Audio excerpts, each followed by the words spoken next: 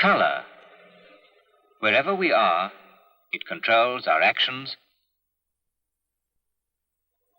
and attracts our attention. Color brings beauty into our lives and creates an atmosphere of peace.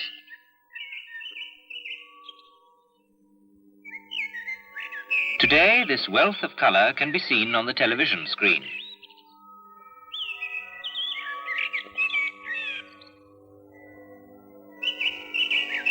The first thing to observe is that all colors on the screen are made up from only 3 primary colors. These are different from the primary colors used by artists and printers because the process that occurs when pigments are mixed is totally different from the process of mixing light. With the familiar method of mixing pigments, it will be noticed that yellow is one of the primary colors. The mixing results are due to the absorption of light by the pigments. When the 3 primary colors are combined, light absorption is maximum and the result is black.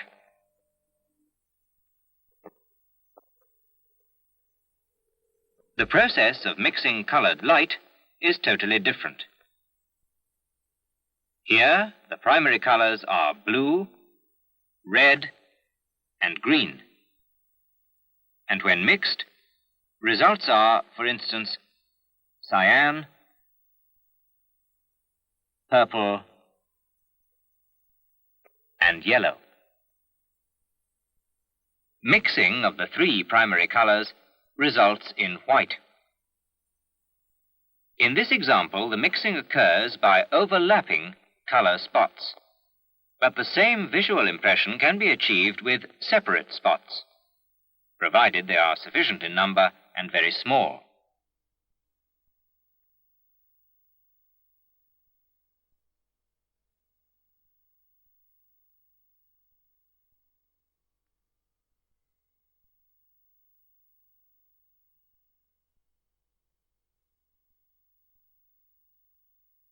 When the dots are so small that they seem to merge, mixing occurs. This merging dot method is frequently used in color television. In the picture tube, the screen is completely covered with small luminescent dots which radiate in the primary colors. These phosphor dots are so small that they can only be distinguished with the help of a magnifying glass. By varying the intensity of the 3 primaries, an endless number of color shades can be obtained.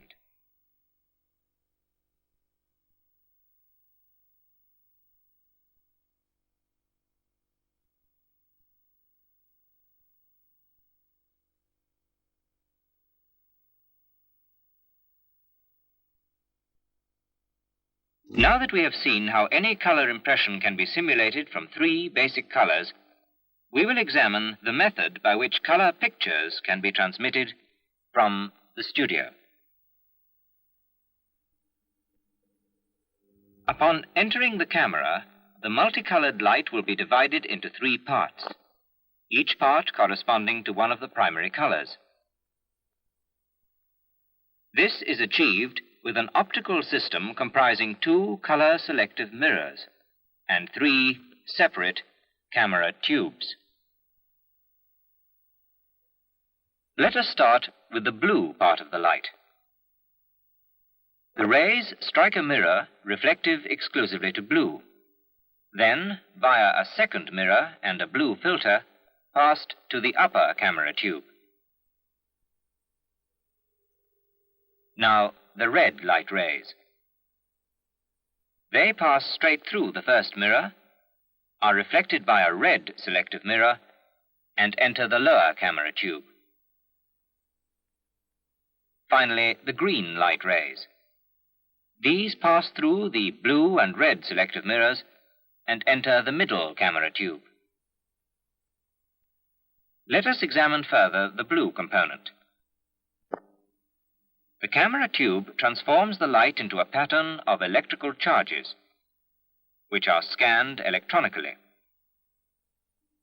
This repetitive scanning results in an endless succession of electrical impulses, the picture signal for the blue component. The same procedure occurs for the green and also for the red. In this way, the camera divides the light into three components and transforms it into three electrical signals. These may then be conveyed by a cable to a picture tube, which we will discuss in detail later. Each signal activates its respective phosphors on the screen. One signal the green phosphors, another signal the red, and the other the blue phosphors. As in fact the three pictures are superimposed on one screen, the three colors combine again. Mixing takes place, and the original image is obtained. The system in which the signals are conveyed to receivers via a cable is called closed-circuit television. This system can be used to advantage in industry and science. Before considering the wireless transmission of color pictures, we will examine first the method of transmitting black and white pictures, because a similar method of transmission is used for both systems. The black and white camera shown transforms all the light into one signal, which is then conducted to the transmitter and transmitted by an electromagnetic wave in the form of amplitude modulation. A similar picture signal will also be found in color transmissions, and it is this similarity that makes the two systems compatible.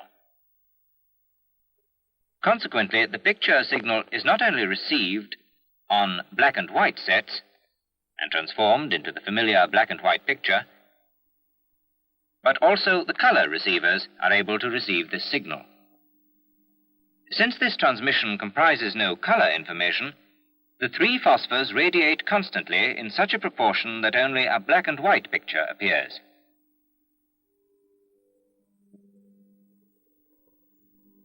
Over now to the color transmission. In the camera, as we have seen, three primary signals are produced. In order to achieve compatibility with the black and white system, the primary signals have to undergo some mathematical operation. They are conducted to a circuit where they are added together. This occurs in the following way. A more or less bright part of the green component provides a corresponding output signal. The red picture component does the same, and similarly the blue.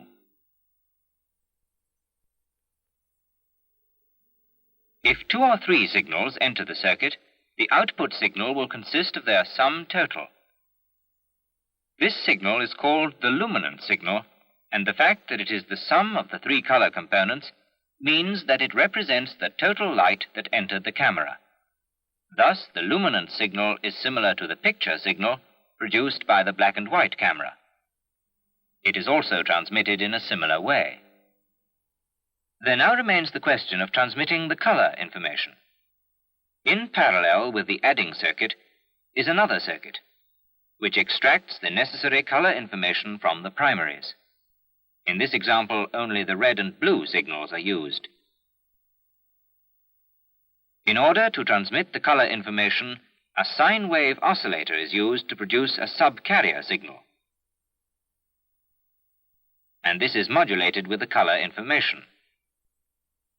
This modulation process is represented here in a simplified manner, the technical details being beyond the scope of this film. The modulation of the subcarrier gives us the required independent color signal.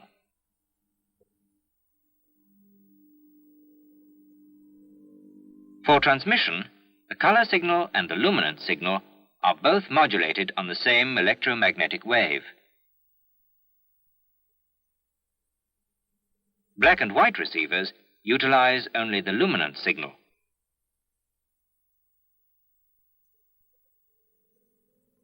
But we will now see what happens in a color receiver. Here, after the tuning and amplifying stages, circuits are present in which both signals are regained, the luminance signal and the color signal. Further circuits are used in which the signals undergo a mathematical change, this time to regain the three primary signals.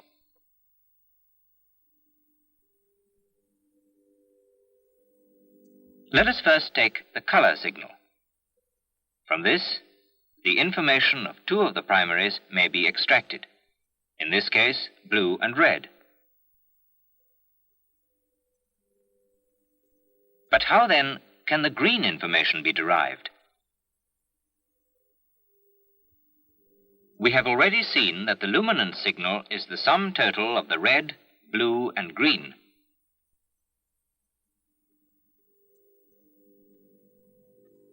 Therefore, if we take only the blue and red signals and subtract the blue from the white, we obtain yellow.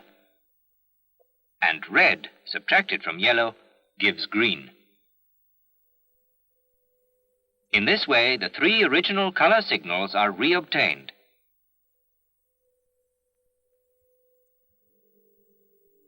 Now we come to the actual reproduction of the color picture. This is achieved in picture tubes such as the shadow mask tube shown here. Unlike the black and white tube, which contains one electron gun, this tube is provided with three guns, each of them producing an electron beam directed towards the picture screen. One gun for the green component, another for the blue, and a third for the red. In fact, the three guns operate simultaneously. Let us consider for a moment the electron beam for the green component. Its path ends on a picture screen which is completely covered with luminescent dots of the three primary colors. In order that this beam activates only the green dots, a perforated mask is used which prevents the electrons from striking the other color dots. So only green is activated. For simplicity, we will show just one spot.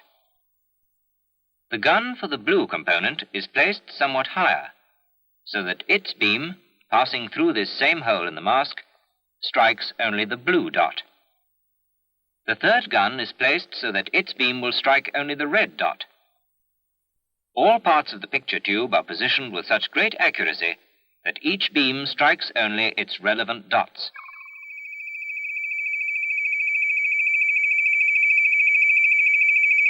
Just as with black and white television, the electron beams scan the screen in a constant rhythm, at a speed that gives the impression of a constantly radiating screen.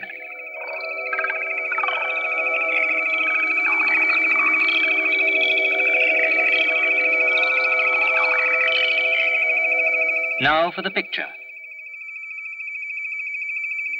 As the three color signals obtained by the receiver vary in amplitude, they cause the three electron beams to vary in intensity. And it is in this way that the brilliance of the colors is caused to vary. Three primary colors that for our eyes evoke all the colors of the spectrum. The colors of life. Color television.